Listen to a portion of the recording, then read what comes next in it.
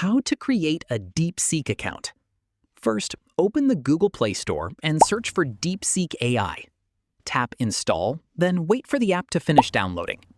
You can also visit chat.deepseek.com in your mobile browser. Next, open the DeepSeek app or website and tap Sign Up or Create Account. Now enter your email address and create a strong password and send code. Depending on your region, you may also see options to continue with your Google account or another supported sign-in method. After that, check your email inbox for a verification message from DeepSeek. Open the email and copy OTP verification and paste into code to activate your account.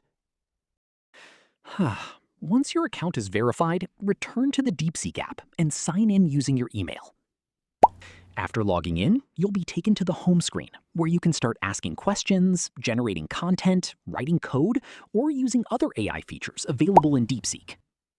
That's it. You've successfully created a DeepSeek account on your Android phone.